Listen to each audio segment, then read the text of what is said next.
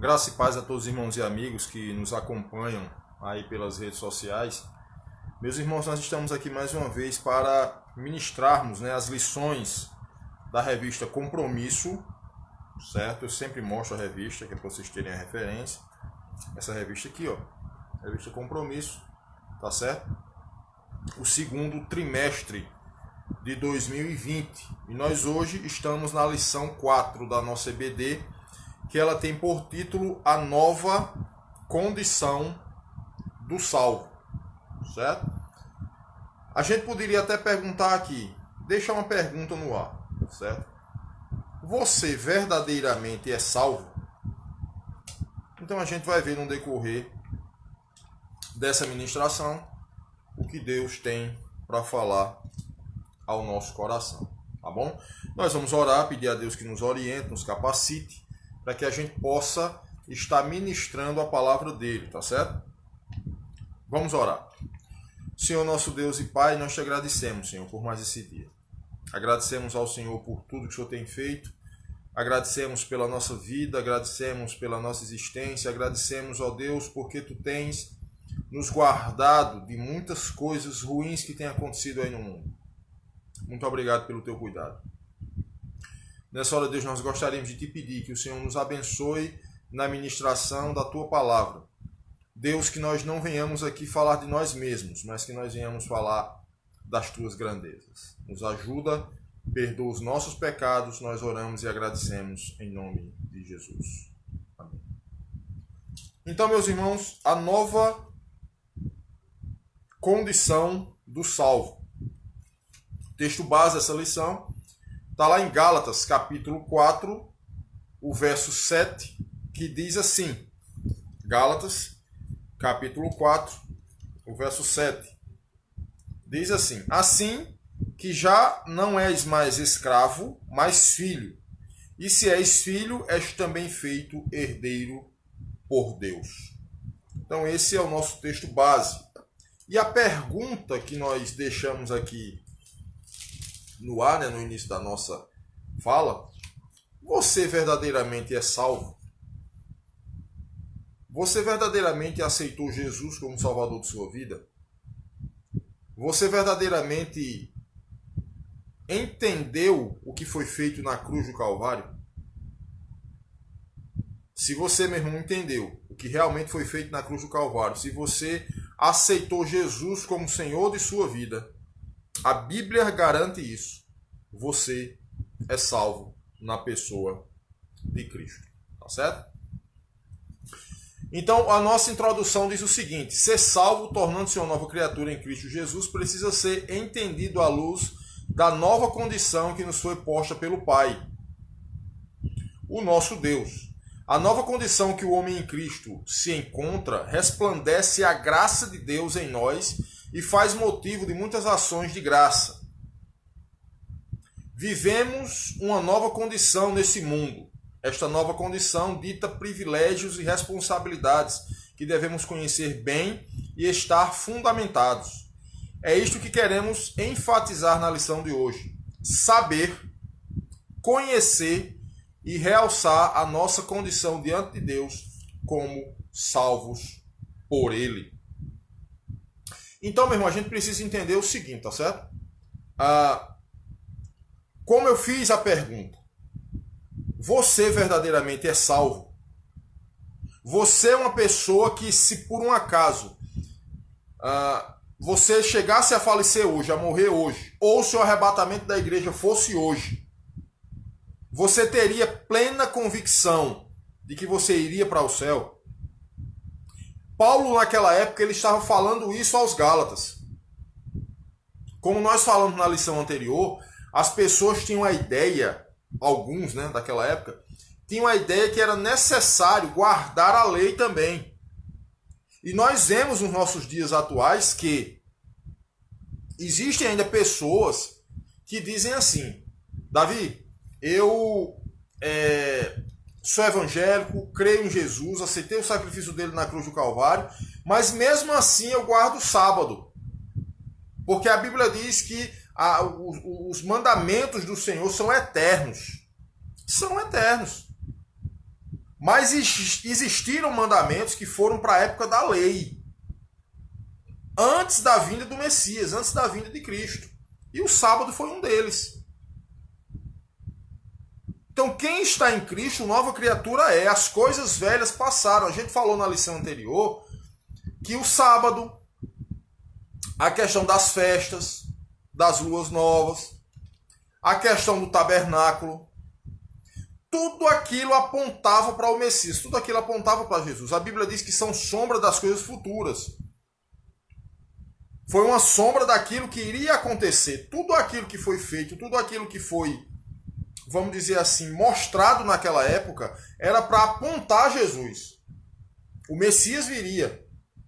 E foi isso justamente que aconteceu. Então a gente precisa entender isso.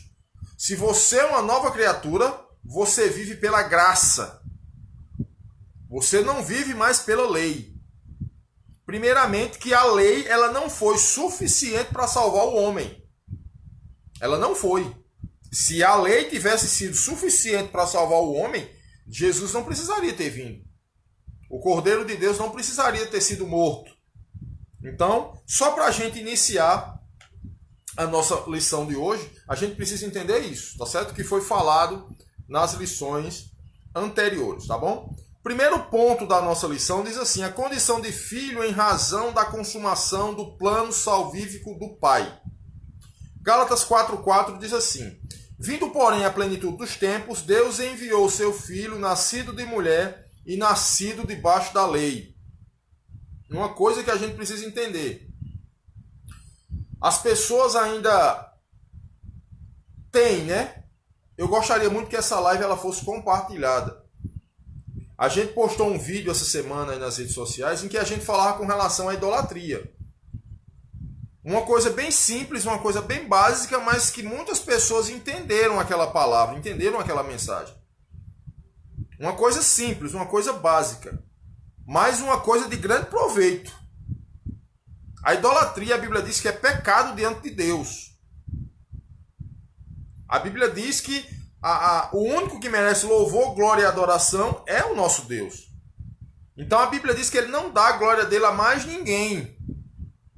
Isso pode ser pessoas desse século, pessoas do século passado, enfim. Mas existem pessoas nos nossos dias atuais que ainda dizem, né, ainda pensam, pelo fato de Jesus ter nascido de uma mulher, no caso Maria. E nós não podemos de forma nenhuma negar que Maria ela foi uma mulher santa. Claro que foi. Deus ele não poderia escolher qualquer mulher para gerar o filho dele. Não podia. Teria de ser uma mulher exemplar. Teria de ser uma mulher com a vida no altar de Deus. E ela foi uma das tais. Isso a gente não nega. E nem a própria Maria, ela quis, em hipótese alguma, ela quis passar à frente de Cristo. Ela entendia, inclusive ela disse, ele é meu Salvador. Ela entendeu isso. Então o que a gente precisa entender é que esse texto, ele diz isso assim, ó: Deus enviou seu filho, nascido de mulher e nascido debaixo da lei. Já imaginou se Jesus Cristo tivesse surgido assim, ó? Do nada, eita, não, Jesus, o Messias. Não, irmão. As pessoas não acreditaram na sua mensagem. Mesmo ele tendo um nascimento normal, mesmo as pessoas sabendo de onde ele tinha vindo, mesmo as pessoas sabendo que ele tinha nascido de uma forma natural, as pessoas não acreditaram. Imagina se ele tivesse surgido do nada. Então, é essas questões que a gente precisa ter claras. Certo? Nós precisamos deixar essas questões bem claras. Jesus nasceu de mulher, nascido de mulher, tá certo? E nascido debaixo da lei. Ele veio cumprir a lei. A Bíblia diz que ele próprio disse: eu não vim destruir, eu vim cumprir. Jesus Cristo, na verdade, ele era o ponto final da lei. A lei ela tinha interrogações, a lei tinha vírgula, a lei tinha exclamação, a lei tinha reticência, tinha tudo, menos o ponto final. O ponto final da lei foi Jesus. O ponto final da lei foi Jesus Cristo, tá certo? Então, preparação providencial que antecedeu o nascimento de Jesus. Deus preparou o ambiente. Os gregos trouxeram a contribuição além da língua que se tornou universal. Isso foi uma preparação. A língua grega tornou-se universal, tá certo? O grego também contribuíram com um aspecto reflexivo, importante para o evangelho e o avanço do cristianismo. O processo reflexivo, né? Eles refletiam. A Grécia, se vocês prestarem bem atenção, a Grécia antiga era o palco, foi o palco da medicina, foi o palco da astrologia, foi o palco da ciência. Então aquele povo era um povo entendido. Então Deus, ele preparou todo o ambiente, ele preparou toda a ornamentação para que o Redentor viesse. Não podia ser jogado, não podia ser lançado uma redenção no meio de um povo ignorante que não entendesse. Então Deus, ele preparou todo aquele ambiente importante para o evangelho e o avanço do cristianismo. Era a chegada do tempo propício de Deus. Meus irmãos, a gente precisa entender o seguinte: todo o tempo debaixo do sol, ele tende a estar sendo regido por Deus. Esse tempo que nós estamos vivendo agora com esse coronavírus, não fique pensando que esse tempo passou despercebido por Deus, não. Esse tempo que nós estamos vivendo agora, Deus, ele sabia exatamente o que iria acontecer. Ele sabia exatamente, ele sabe exatamente o que vai acontecer, ele sabe exatamente quando isso vai terminar, ele sabe exatamente quando tudo vai parar, ele sabe de tudo. Não adianta nós querermos passar os pés pelas mãos. Deus, ele é Senhor do tempo. Ele conhece todas as coisas. O monoteísmo vivido pelos judeus, principalmente depois do exílio babilônico, foi algo marcante. Monoteísmo, adoração ao único Deus. Precisou passar pelo exílio babilônico para que o povo entendesse que a adoração seria ao único Deus. Foi algo marcante. Além da expectativa da vinda de um Messias. Então, como eu disse no início da lição, tudo isso que aconteceu apontava para Jesus. É aquela velha história, né? O homem não salva ninguém. Por mais que eu fale aqui para vocês, eu não consigo salvar vocês. Eu não consigo salvar aqueles que estão me vendo ou me ouvindo. Eu não consigo fazer isso. Homem nenhum consegue fazer isso. Mas nós conseguimos apontar o caminho. É como se uma pessoa chegasse para mim e dissesse: Davi, como eu faço para chegar em João Pessoa? E eu vou dizer, ó, João Pessoa, tu vai pela BR-230, passa em frente ao shopping Partage, lá na frente vai ter um girador, tu vai direto João Pessoa. Eu posso não conseguir levar a pessoa até João Pessoa, mas eu posso indicar o caminho. Então eu não tenho a mínima condição, nem homem nenhum tem a mínima condição de falar o teu coração. Mas eu posso indicar o caminho, ó. Jesus é caminho, verdade e a vida. Ninguém vai a Deus a não ser por ele. Ninguém vai a Deus a não ser por Jesus. Ninguém. Não adianta Pedro, Maria, Paulo, João, algum dos apóstolos, Frei Damião, Padre Cícero. Não. Só há um caminho que leva o homem a Deus. E esse caminho é Jesus Cristo. Não tem subterfúgio humano que leve o homem ao céu. Só Jesus Cristo. Não tem dinheiro no planeta que leve o homem ao céu. Só Jesus Cristo. Jesus Cristo. Ele é a ponte que liga o homem a Deus. Por isso que nós falamos em vídeos anteriores, que a Bíblia diz que não há outro nome pelo qual devemos ser salvos, a não ser o nome do Filho de Deus. Então, se você é salvo, você tem a convicção da sua salvação, você sabe que é salvo, você entende que é salvo, porque você aceitou o sacrifício de Cristo na cruz do Calvário. Certo? Deus soberano preparou o mundo para o advento do Messias. Ele preparou o mundo para que Jesus Cristo viesse. Era o tempo perfeito de Deus. Os romanos, em suas conquistas, construíram boas estradas ligando as cidades. Olha a a preparação, como foi fantástica, né? Os romanos, em suas conquistas, construíram boas estradas ligando as cidades. As cidades elas não eram ligadas por estradas, mas naquela época, Deus já preparando o caminho do Messias, ele também preparou a questão humana para que isso pudesse acontecer com mais facilidade, para que as viagens missionárias pudessem acontecer, para que os missionários da época pudessem transitar, pudessem levar a palavra. Foi tudo preparado, meu irmão. Não teve nada que ficasse fora do controle de Deus, nada. E não existe nada que fique fora do controle de Deus ainda hoje.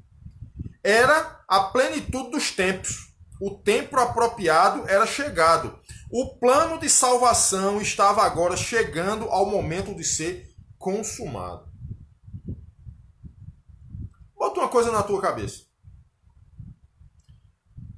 Deus, ele preparou um caminho. Deus, ele providenciou tudo para que o Messias, para que o Cristo, o Filho de Deus, viesse. Preparou tudo.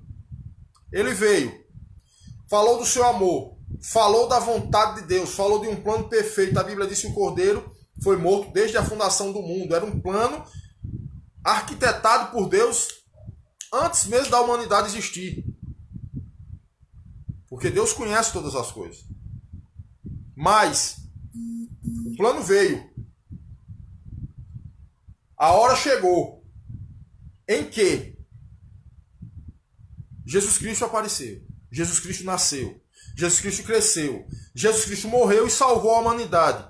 E deixou aberto o caminho para o homem seguir. O caminho que servia de caminhada até o céu. E do ano que ele nasceu até a sua morte vem sido pregado o Evangelho. Vem sido pregado o Reino de Deus. E o que é que nós estamos vivendo hoje? Estamos vivendo o cumprimento do fim de toda a humanidade.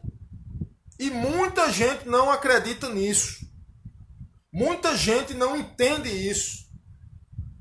Quer uma coisa bem básica para você entender? Lembra lá do tempo de Noé? A Bíblia diz que Noé passou 120 anos construindo a arca. E ele começou a dizer, vai vir um grande dilúvio. Vai vir uma grande chuva. Vai vir uma grande... O fim de toda a humanidade vai chegar. Mas as pessoas não acreditavam. Por quê? Porque naquela época não chovia. A Bíblia diz que subiu um vapor da terra e regava toda a relva, todo o chão, enfim. E ninguém acreditou até que um dia a chuva veio. A porta da arca se fechou. E toda a humanidade pereceu. Da mesma forma hoje.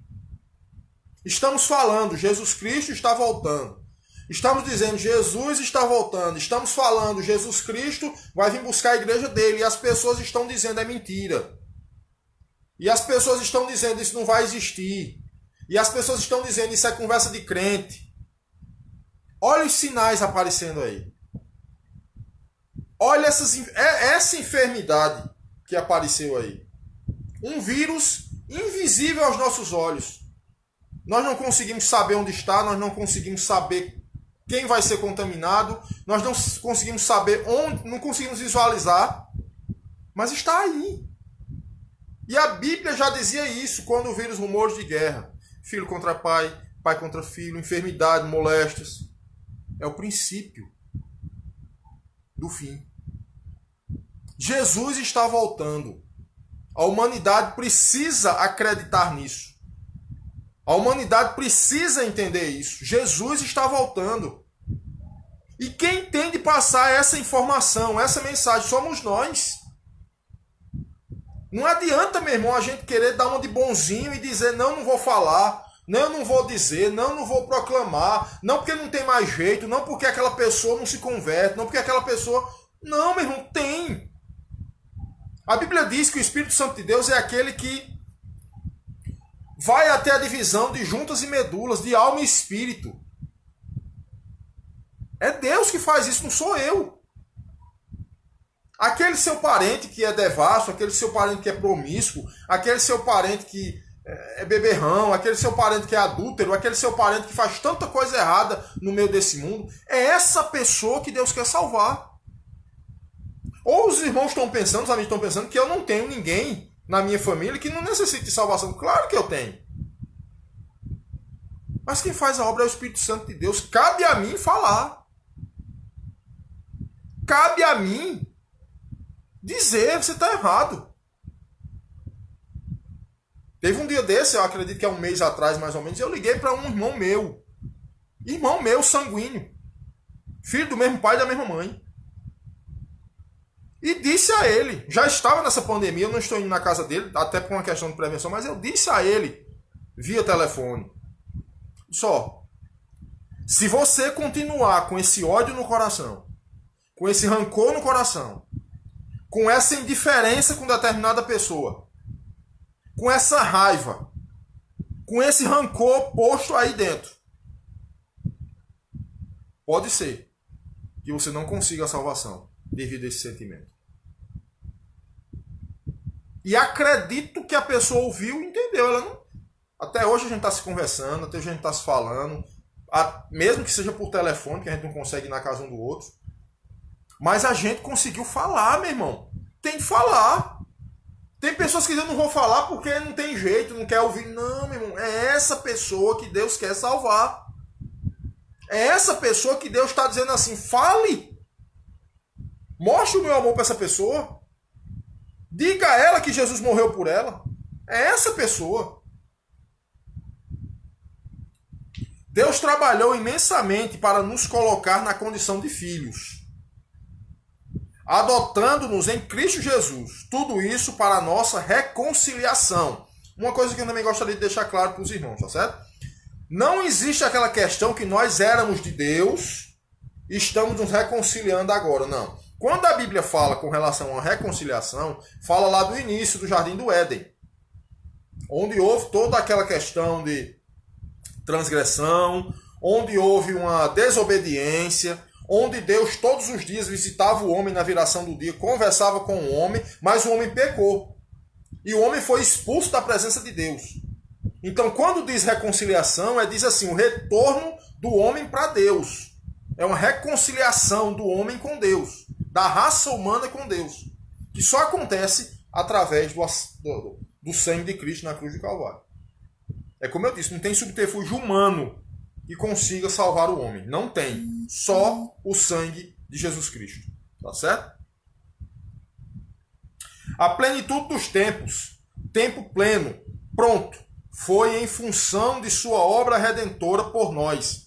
Quando pensamos nessa condição em que nos colocou, devemos pensar como Deus trabalhou na história para que o pecado não tivesse poder condenatório em nossa vida.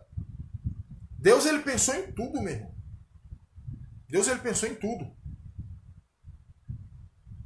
Tudo. Tudo estava milimetricamente pensado por Deus. Aqui podemos dizer que encontramos a filosofia da história de Paulo. Deus é o dono, o Senhor de toda a história. Não determina, mas dirige a história.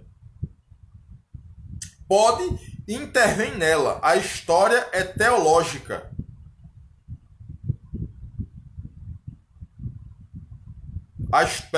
A história é teleológica. Nenhum objetivo tem uma finalidade. Tem um objetivo, tem uma finalidade. Nesse sentido, Jesus veio e cumpriu as profecias e as promessas na plenitude dos tempos. Tudo foi no seu tempo. Tudo foi no tempo determinado por Deus. Isso a gente precisa entender. Tá certo? Segundo ponto da nossa lição. Diz assim, a condição de filho nos outorga o selo que é a garantia dessa nova situação espiritual. Gálatas 4:6. E porque sois filhos, Deus enviou ao nosso coração o espírito de seu filho que clama, Abba, Pai. Lá em Gálatas 4:6. O espírito de seu filho é mais uma referência ao Espírito Santo. É um dos títulos que o Espírito recebe nas Escrituras, no coração, ou seja, no interior, no mais profundo do nosso ser. É como eu disse, só o Espírito Santo de Deus Só o Espírito Santo de Deus, ele pode penetrar onde nós não conseguimos. Entre juntas e medulas, entre a alma e espírito. Só o Espírito Santo de Deus consegue fazer isso. E um dia eu falei, não me lembro se foi em alguma ministração de lição, não me lembro se foi em algum vídeo meu da internet que eu gravei, eu não lembro. Eu sei que eu falei isso. E já falei várias vezes na EBD. Essa questão de tradição, certo, humana. Vou dar um exemplo claro. Essa questão de idolatria, né? Veneração a ídolos, a imagem de escultura, que nós sabemos que os católicos fazem isso. E nós aqui não estamos condenando ninguém por isso. Nós estamos somente dizendo que Jesus Cristo é o caminho, verdade e vida. Mas para que a pessoa se liberte dessa tradição, a gente não consegue fazer isso. Só o Espírito Santo de Deus consegue libertar o homem disso. Porque o Espírito é aquele que convence o homem do pecado, da justiça e do juízo. Só o Espírito Santo de Deus é que afasta essas tradições do coração do homem, porque ele penetra no mais profundo do nosso ser. O Espírito está e atua no âmago da vida, no centro da nossa vontade. O Espírito está presente, faz parte da vida do crente. É o selo, é a garantia da nossa salvação. Se você disser o seguinte, meu irmão, eu ainda não sei se sou salvo, eu tenho dúvida. Eu pergunto, o Espírito Santo está dentro de você? Você sente a ação do Espírito Santo de Deus na sua vida? Aconteceu comigo muitas vezes, quando eu vou fazer alguma coisa. E às vezes por emoção, às vezes, sei lá, por alguma motivação a gente vai tentar fazer alguma coisa. E muitas vezes é algo que a nossa carne deseja fazer. Às vezes uma resposta, às vezes tomar uma satisfação. E muitas vezes o Espírito Santo de Deus diz assim, não vá não. Eu já senti isso, meu irmão. Eu não estou mentindo aqui para você, eu já senti isso. Às vezes uma pessoa fala mal da gente e a gente vai tentar revidar ligando, por que tu falou mal de mim assim, assim? E o Espírito Santo muitas vezes diz assim, não vá não. Não vá atrás disso não. Deixa para lá. Você reconhece a sua salvação, você reconhece que o Espírito Santo está dentro de você, quando isso começa a acontecer. Quando isso justamente começa a acontecer. Quando o Espírito Santo começa a dialogar com você. Quando o Espírito Santo começa a direcionar a sua vida. Quando o Espírito Santo começa a dirigir sua vida. Eu postei um vídeo, acredito que foi ontem, lá no canal do TikTok. E deixei também postado no Facebook, no Instagram, lá no YouTube. Deixei lá postado também. Onde eu fazia um comentário a respeito dos homens casados. Uma coisa simples. Não é para maltratar ninguém, não é para julgar ninguém, não. Quando eu gravo o vídeo, é como se eu estivesse falando para mim mesmo. E eu dizia lá no vídeo o seguinte. Principalmente para aqueles homens que têm Jesus como Senhor da sua vida. Principalmente para eles. Mas eu falei em geral, generalizando todos, né? Eu falei o seguinte. Ô amigo, uma forma bem assim, né? Espontânea. Que história é essa de amiga de trabalho? Que história é essa, meu amigo, de confidente? Que história é essa de amante? Citei o texto da Bíblia, diz que deixará o homem seu pai e sua mãe, se unirá a sua mulher, e os dois serão uma só carne. Disse lá no texto, no vídeo lá. A tua confidente é a tua esposa. A tua amiga é a tua esposa. A tua amante, eu disse desse jeito lá, é a tua esposa. Não adianta a gente ludibriar, sabe, enfeitar o negócio, não.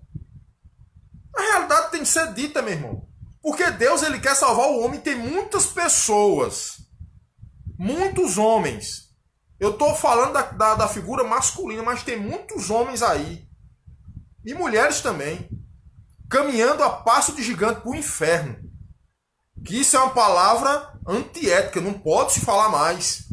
Não pode se falar mais de inferno, não pode se dizer mais que o inferno existe, não pode se dizer mais que o homem corre um risco de ir para o inferno, porque é antiético. E um dia eu perguntei se é antiético você falar do inferno Imagina se você for para lá. Imagina se você for para o inferno. Se é antiético, se é triste, se é constrangedor falar no inferno, imagina quem vai para lá. Isso não é uma brincadeira. Isso é real. Tem homens e mulheres que estão indo para o inferno por causa de infidelidade conjugal.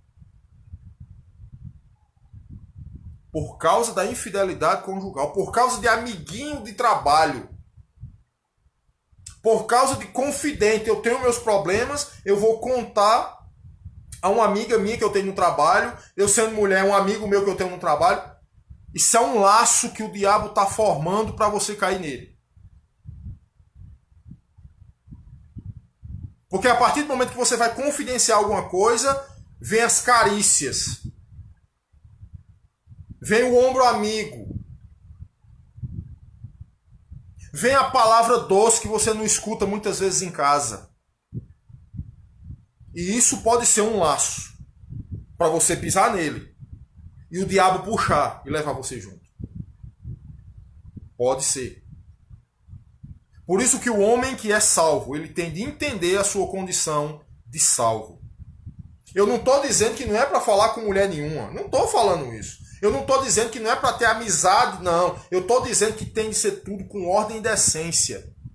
Se você tem amiga no seu trabalho, meu irmão, coloca uma coisa na tua cabeça. A tua melhor amiga é a tua esposa. Mulher, se você tem seu amiguinho lá no trabalho, coloca uma coisa na tua cabeça. O teu melhor amigo é teu marido. Se você, por um acaso, você está me vendo, não sei, eu estou só supondo aqui. Se por um acaso você que está me vendo, você tem um amante lá fora, você tem seu casamento e lá fora você tem outra mulher, você tem outro homem lá fora, extraconjugal, que não seja seu marido, não seja sua esposa. Deixe. É o conselho que eu lhe dou. Abandone. Porque é pecado. E se você já teve um compromisso com Deus, se você já serviu a Deus, se você já foi um servo do Senhor, você está correndo um grande risco de ir para o inferno. Tenha cuidado. Abandona, deixa. Teu melhor amigo é a tua esposa e teu marido. O teu melhor confidente é o teu esposo e a tua esposa. Como eu disse no vídeo, a tua amante é a tua esposa. O teu amante é teu marido. E ponto final. Ponto final. Isso é a condição do salvo. Foi dado por Deus, é um presente de Deus para nós. É o dom do Espírito em nossa vida. Porque fomos feitos filhos. Nossa condição diante de Deus teve uma mudança radical. A nossa condição diante de Deus teve uma mudança radical. Deixa eu só dizer uma coisa a você. Eu tenho uma filha, o nome dela é Daniela. Se colocar 10 homens, um ao lado do outro, e vendar os olhos da minha filha, colocar uma venda nos olhos dela, e cada homem daquele chamar pelo nome dela, Daniela, ou Dani, como eu chamo, Dani, ela com os olhos vendados, ela vai ouvir a voz de todos eles e vai dizer, esse não é meu pai, esse não é meu pai. Mas a partir do momento que eu estiver lá e disser Dani, ela vai dizer, esse é meu pai. Da mesma forma, é você diante de Deus. Pode vir o espiritismo, pode vir o catolicismo, pode vir a idolatria, pode vir o adventismo, pode vir o que você imaginar. Você não vai ouvir como pai. Você não vai ouvir como Deus. Você não vai atender como Deus. Você vai entender que aquilo ali não é para você. Mas a partir do momento que você vê e ouve a voz do seu Senhor, você vai atender. Porque você é uma nova criatura em Cristo Jesus. Não há outro. O próprio Paulo disse, se um anjo do céu vos descer aqui agora, ou eu mesmo, e pregar outro evangelho que não seja este que está posto, seja amaldiçoado. Seja anátema. De perdidos e condenados, agora salvos, adotados como filhos e tendo recebido por dádiva o Espírito Santo. É a nossa condição hoje. Portanto, viver como filhos de Deus implica. Olha o que é que implica viver como filhos de Deus. Não é pular. Não é rodopiar. Não é fazer barulho. O que implica ser filho de Deus? Compreensão, entendimento e vida de que o Espírito está em nossos corações, somos morada de Deus.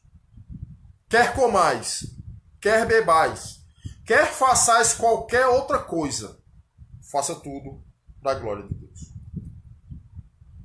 Um dia uma pessoa chegou para mim e disse assim: Davi, o crente pode beber?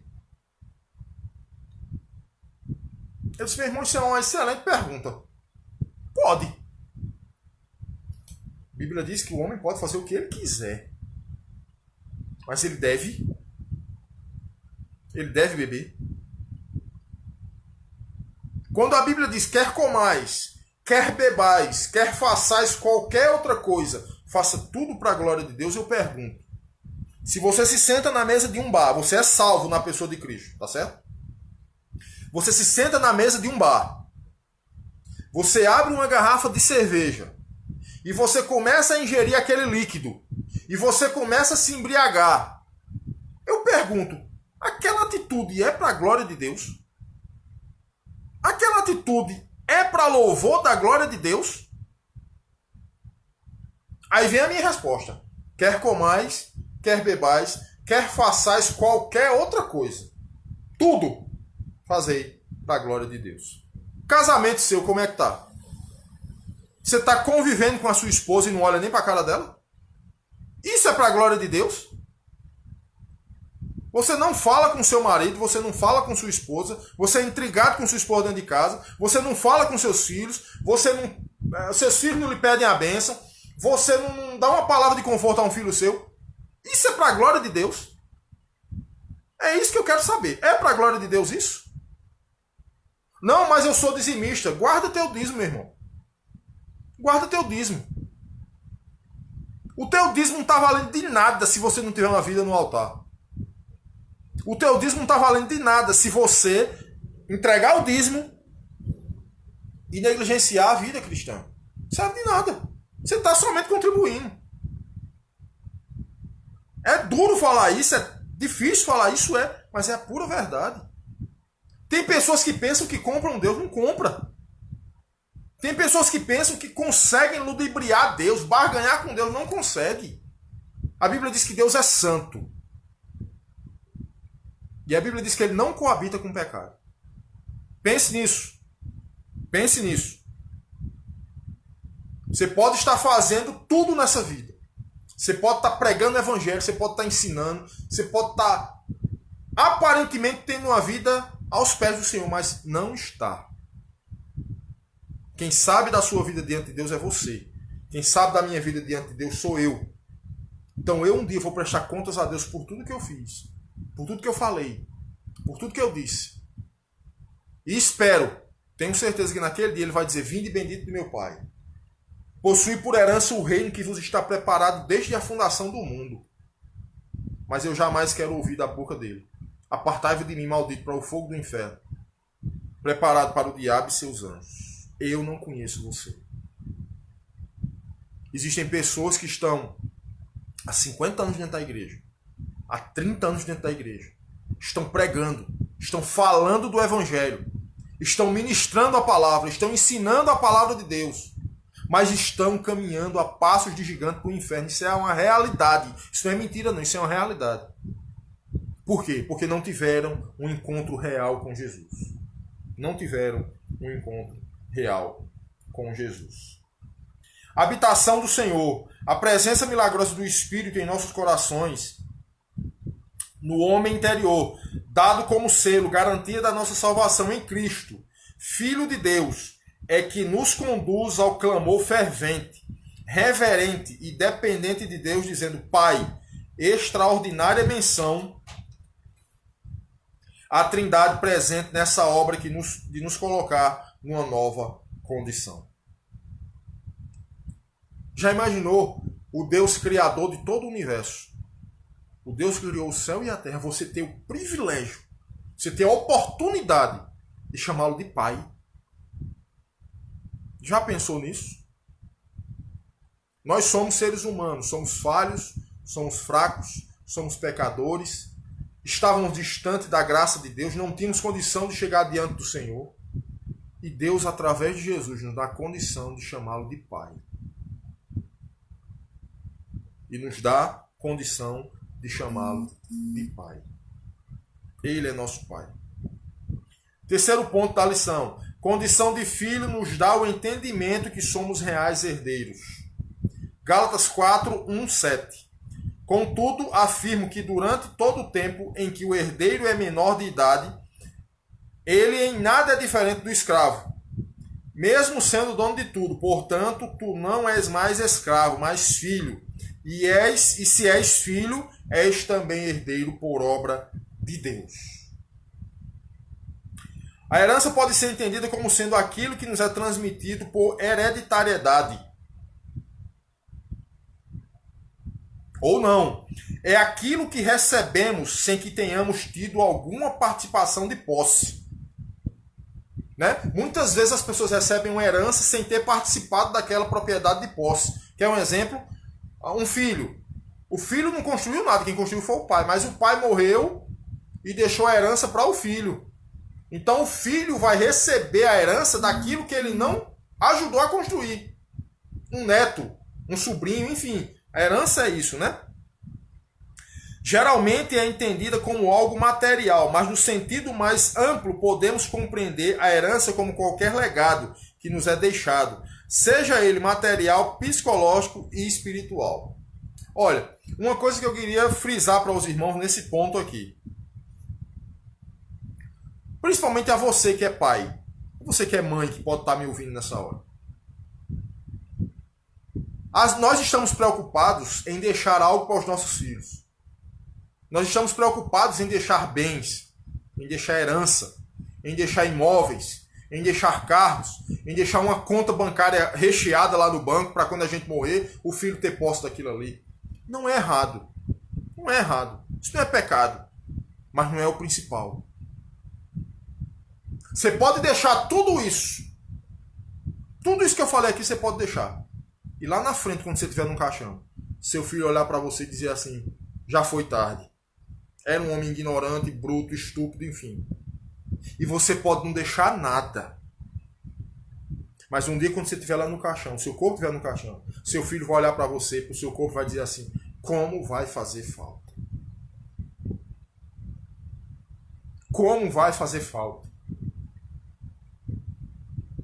Como eu vou sentir falta dos conselhos dele? Como eu vou sentir falta do carinho dele? Como eu vou sentir falta desse homem que me ensinou a palavra de Deus ou dessa mulher que me ensinou a palavra de Deus? Lembre-se, a maior herança que você pode deixar para um filho é exemplo. A maior herança que você pode deixar para um filho é que ele entenda que Jesus é o Senhor. É a maior herança.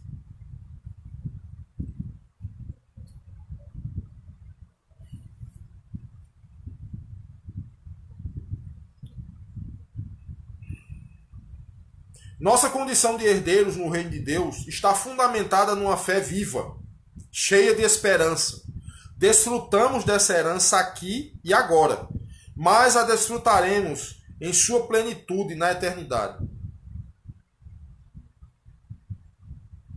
É, portanto, uma realidade viva. Vivenciamos já. Paulo diz que somos descendentes de Abraão.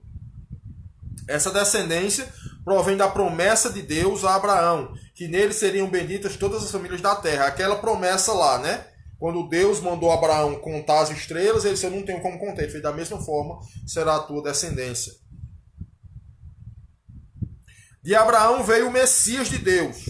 Somos descendentes espirituais de Abraão e em Cristo fomos feitos herdeiros de Deus e co-herdeiros com Cristo. Nessa herança, não é por questões consanguíneas. Essa herança que nós estamos falando aqui não é de questões consanguíneas, não é de sangue humano, tá? Nem tampouco pela prática de uma religião histórica dos judeus, mas por Cristo Jesus. Lembre-se de uma coisa. Todos os seres humanos estavam afastados da glória de Deus por causa dos seus delitos e pecados. Todos. Não tinha um que escapasse. Mas veio Jesus e derramou o seu sangue. E todo aquele que aceitar Jesus como Senhor tem a vida eterna. Porque reconhece o sacrifício do Filho de Deus, o Cordeiro de Deus que deu a salvação ao mundo, que salvou o mundo dos seus pecados. É isso que a gente precisa entender. Certo? Ainda existe um tabu muito grande, principalmente na cabeça de muitos crentes, não era para ter isso mais. Fulano matou, fulano adulterou, fulano roubou, fulano estuprou, fulano fez isso, fulano fez aquilo, fulano era um camarada desordeiro, era um camarada que fazia todo tipo de coisa promíscua na vida e hoje é crente. Não é que hoje ele é crente. É que a Bíblia diz que o Espírito Santo falou a ele. O Espírito Santo é aquele que convence o homem do pecado, da justiça e do juízo. O Espírito Santo falou para ele, você está errado, você tem que mudar de vida, você tem que mudar de direção. Você não pode mais caminhar por esse lado. Você não pode mais fazer isso. Ele aceitou a voz do Espírito Santo, aceitando Jesus como Senhor da sua vida, e é uma nova criatura. E ponto final. O mundo não vai entender isso é doideira para o mundo. Agora, lembrando que as consequências permanecem. Você é uma nova criatura, você é salvo na pessoa de Cristo, mas as consequências vão permanecer. Quer um exemplo? O camarada, antes de conhecer Jesus, era um assassino. Ele matou muitas e muitas pessoas. Aí aceitou Jesus como Senhor. Houve perdão dos seus pecados? Houve. A Bíblia diz isso. Aquele que está em Cristo, nova criatura é, as coisas velhas passaram, eis que tudo se fez novo. Mas as consequências do que ele fez permanecem. As pessoas que ele matou têm família. As pessoas que ele matou deixaram família. E a família não esquece do mal que foi feito ao seu ente querido que morreu. E as pessoas que não têm Jesus vão querer fazer vingança com as próprias mãos. E aquela pessoa que hoje aceitou Jesus como Senhor, ela vai ter de pagar uma consequência. A prisão, vai ter de pagar pelos crimes que ele fez, mas está salvo na pessoa de Cristo. Ou alguém da família vai querer se vingar, vai querer matá-lo. Há muitos anos atrás, se eu não me engano, na década de 80, tinha um cidadão chamado Cabo Bruno. Era um pistoleiro, se eu não estou enganado, eu não me lembro bem, mas se eu não estou enganado, era da polícia de São Paulo ou Rio de Janeiro. Não sei, esse camarada era um policial que matava pessoas. Isso saiu aí nos jornais, aí, teve matéria com ele e tudo mais. E ele foi preso, pegou mais de 30 anos de cadeia, uma coisa assim. Lá dentro conheceu uma pastora, casou-se com ela, aceitou Jesus como Senhor da sua vida, cumpriu a sua pena, saiu da penitenciária. Eu acredito que ele não passou um ano pregando o Evangelho, falando das grandezas do Evangelho, dando testemunho da sua vida, dando testemunho de restauração. Quando saiu, mataram ele. Por quê? As consequências permaneceram. Por isso, meu irmão, por isso, minha irmã, deixa eu dar um recadozinho aqui para as meninas que podem estar me vendo, as moças aí que podem estar me vendo. Cuidado. Cuidado. Com elogios demais, com carícias demais. Cuidado. Porque você pode estar estragando sua vida por completo. Você aceitou Jesus como Senhor, você é uma pessoa crente na pessoa de Cristo, mas se você der brecha, o inimigo vai tentar derrubar você. Você pode estragar toda a sua vida. Você pode estragar toda a sua juventude por uma atitude. Tenha cuidado, tá certo?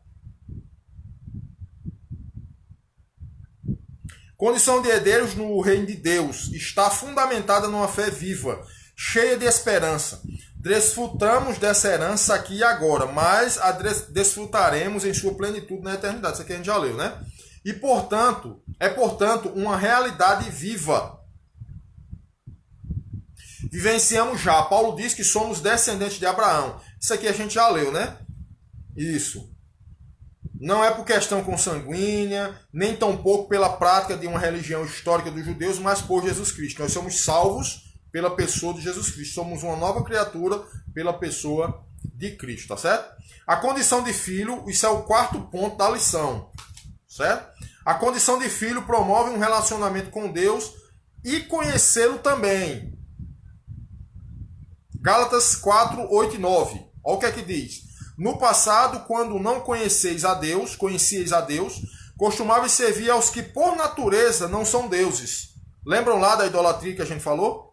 Agora, porém, que já conheceis a Deus, ou melhor, sendo conhecidos por Ele, como podeis voltar para esses princípios elementares fracos e pobres, aos quais de novo quereis servir? Paulo está dando uma orientação aqui aos Gálatas, dizendo o seguinte: como é que vocês foram resgatados do pecado e querem voltar para o pecado de novo? Tem um texto da Bíblia que dizia: o cão volta ao seu vômito. Aquilo que não presta foi vomitado. Aí o cão vai lá e começa a comer aquele vômito de novo. Isso não existe, não é para existir mais na nossa vida. Isso não é mais para existir no nosso meio. Não é somente saber quem Deus é, quem Ele é. Não é saber de sua existência, o que é muito bom, mas é um conhecimento diferenciado.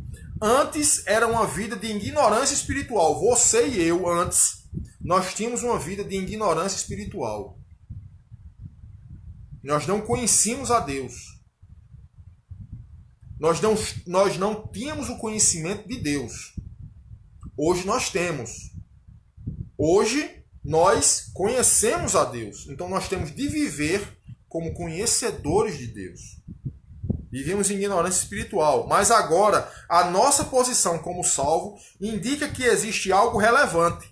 Somos antes conhecidos por Deus e o conhecermos. Se conhecemos Deus é porque Ele nos conheceu primeiro. É o conhecimento de Deus, é o conhecimento que Deus tem de nós, que gera o conhecimento que se pode ter dele. Não existe busca por Deus sem o entendimento que Ele nos buscou primeiro. Olha, precisamos entender isso. Deus, Ele nos buscou primeiro. Não foi a gente que escolheu Ele, foi Ele que escolheu a gente. Que nós não tínhamos de maneira nenhuma, de maneira alguma, a gente tinha condição de escolher a Deus. Por causa dos nossos delitos e pecados. Mas Ele foi que nos escolheu. Foi Ele que disse assim: eu quero você para me servir. Tá certo? Sem a sua palavra, sem a sua revelação, vivíamos míopes, limitados, sem entendimento e perdidos. Todo relacionamento e privilégios que temos nessa condição de salvos vieram do Senhor. Todo conhecimento e privilégio que nós temos hoje não é por mérito nosso não, viu? É por mérito de Cristo. É por mérito do Senhor. Quer um exemplo claro? Deixa eu dizer para vocês. Deus, Ele não mudou. Deus, Ele continua do mesmo jeito. Um dia uma pessoa disse assim: Davi, por que Deus não fulmina a raça humana? Por que Deus não destrói a raça humana se a raça humana é pecadora? E eu respondi a ele dessa forma: eu não uso óculos, eu uso. Se eu tirar o óculos aqui, eu estou vendo aqui esse ambiente um pouco embaçado, porque eu preciso do óculos.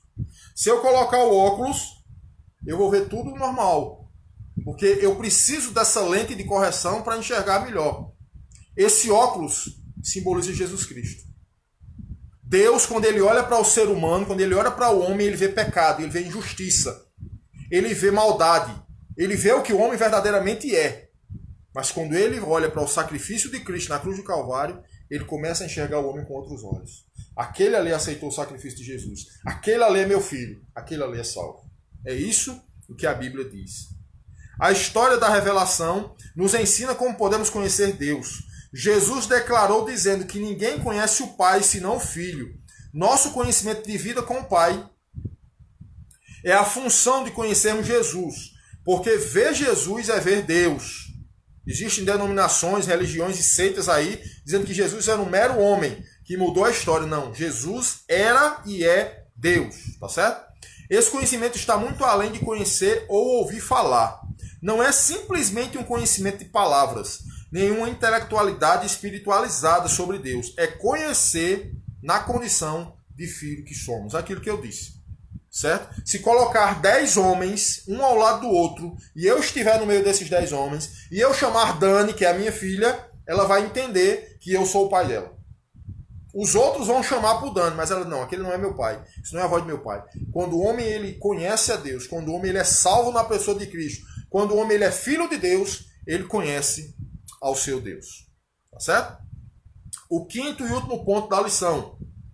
A condição de filho é resultado do cumprimento de uma verdadeira e inequívoca promessa.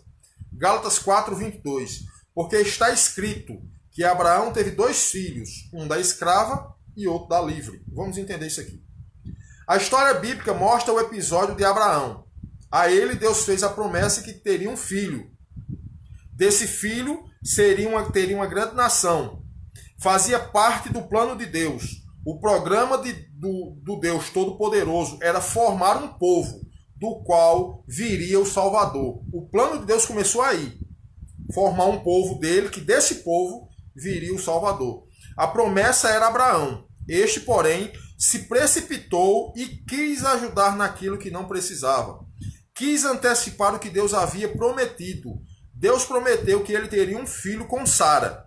Aí entra na história a providência humana, muitas vezes perigosa e com consequências imensuráveis. Olha o que é que diz aqui. Deus ele tinha prometido a Abraão que Abraão teria um filho, mesmo sendo de idade avançada, mesmo Sara sendo velha e estéril, mas Deus tinha dito, você vai ser pai de uma grande nação. Se Deus falou, meu irmão, está falado.